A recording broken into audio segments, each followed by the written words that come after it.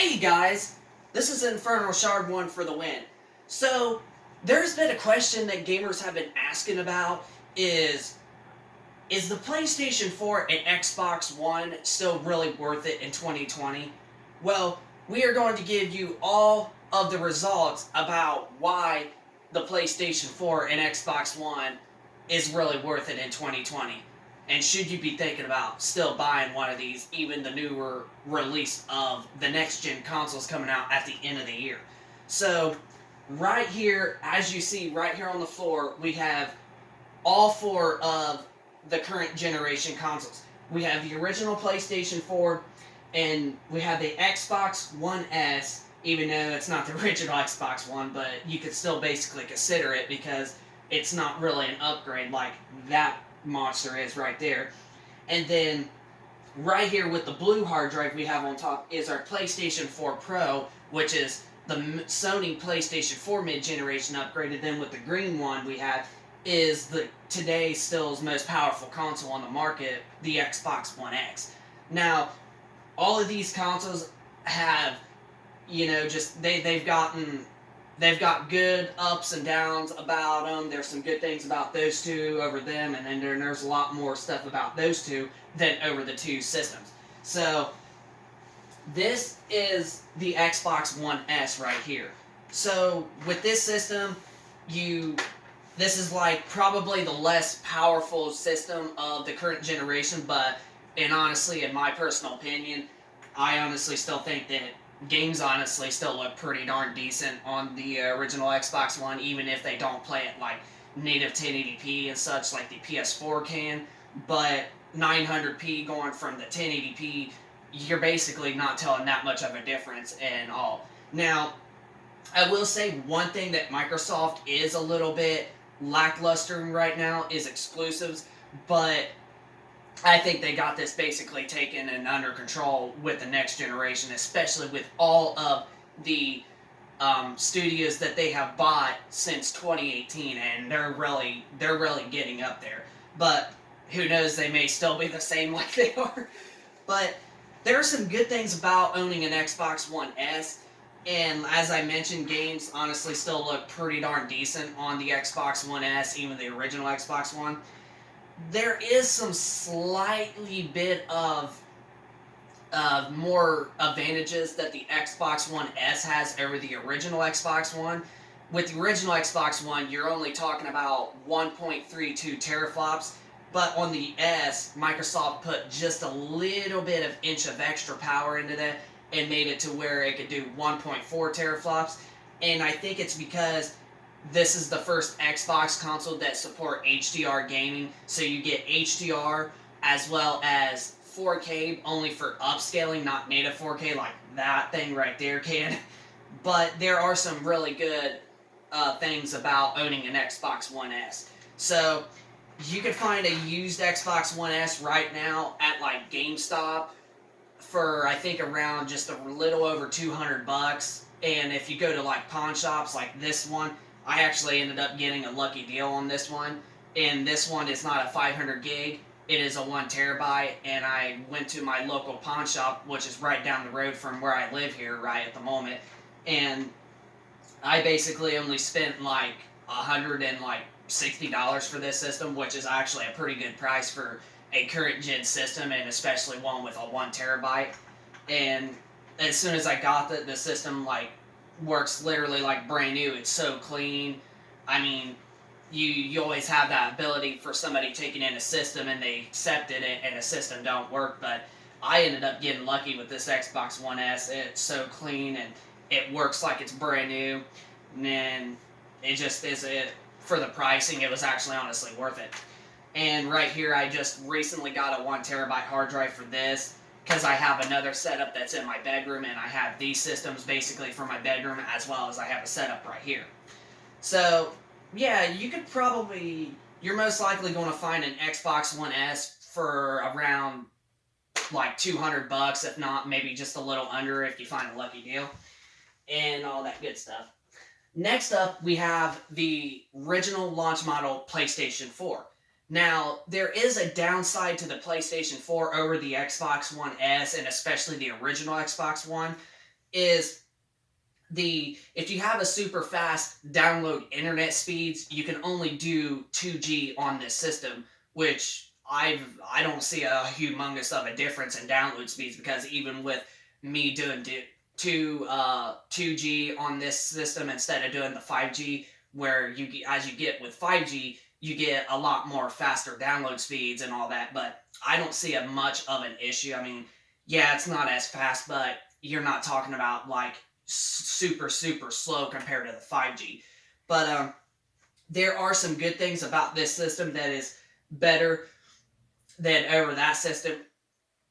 Excuse me.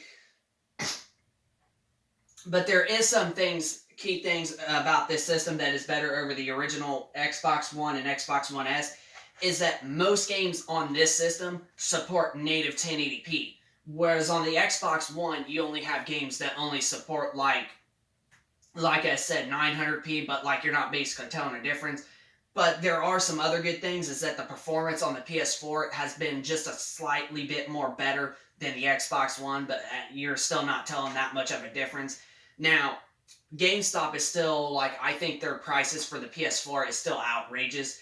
You can literally find an OG PS4 right now for literally $250 used at GameStop.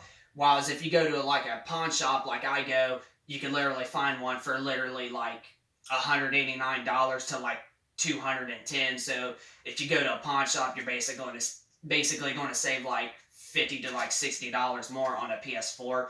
But yeah. Now this PS4 I bought from a friend, and it was only a 500 gig, but now I have a 1 terabyte put into it, and now I also got this extra 1 terabyte external. But yeah, there's been pretty good things about the PS4, and honestly, games like still really look incredible, I personally think, on the PS4 today. So yeah, you should probably honestly think about getting a PS4, is if you want to play the exclusives that have been coming out over the last few years, like God of War, Horizon Zero Dawn, Marvel Spider-Man, and then also there's some like third-party games on here that actually played and looked a little bit better, as I mentioned, like playing a native 1080p. Most of the Tomb Raiders, technically only 3 that there were, the Tomb Raiders honestly look better on the PS4 than they do on the Xbox One, so this will give you a better experience. But still, even if you want to get an Xbox One S, you're not missing out a lot. You're actually getting.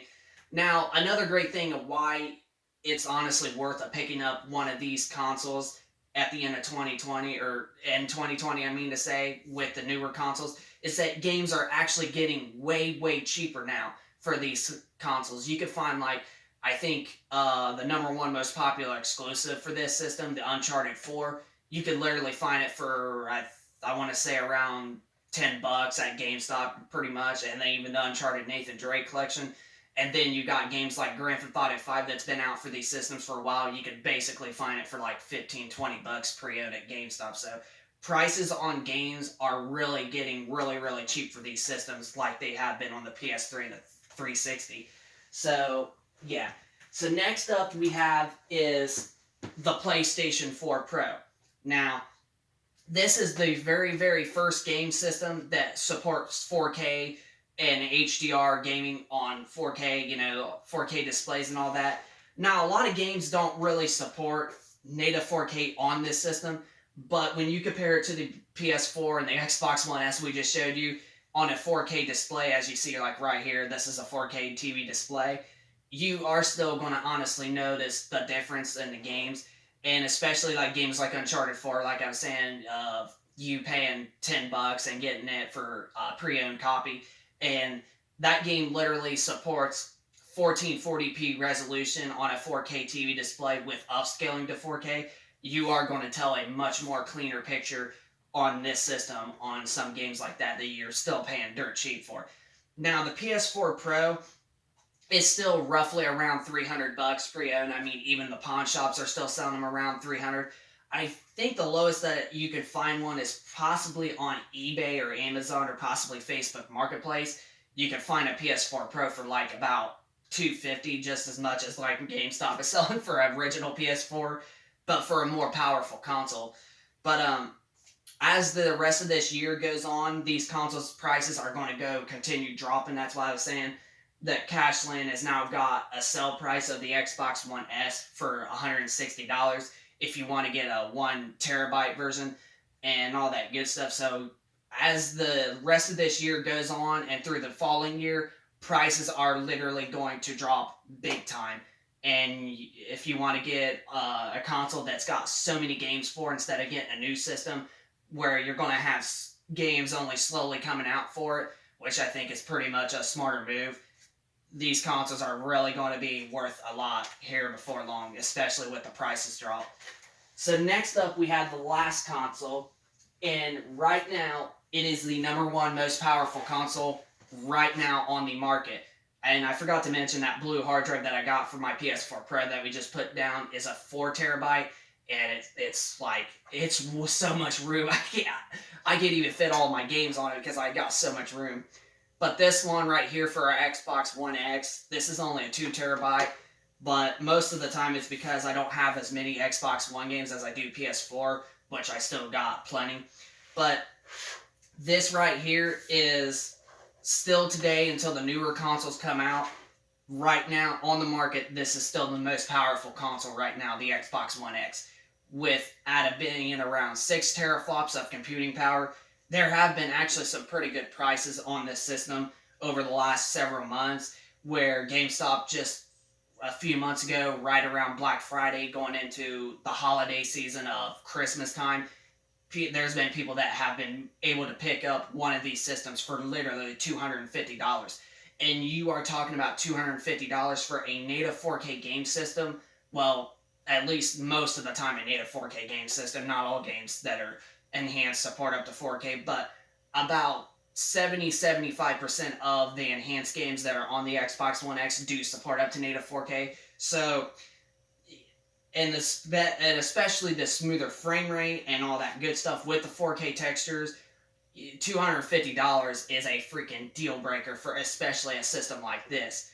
I think the lowest that I've seen one for was about $225, but GameStop's probably going to continue having sales here before long because of the fact that people are going to be taking in these old systems because they're wanting to get money for the next gen system. So the Xbox One X is still a really, really must-have, and yes, so it's really good.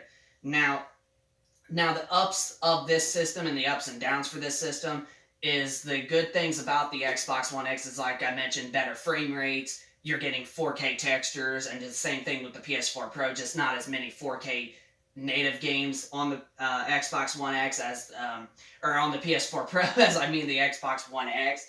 But yeah, the good things about the Xbox One X is, like I said, better frame rate, native 4K on a lot more games than what the PS4 Pro can handle, and just better overall. The new dashboard update that we just gotten for the Xbox One a few weeks ago, it's actually a lot more faster, and it's more better than ever before. So yeah, so do I think you guys should get is the PlayStation 4 and Xbox One still really, really worth it in 2020?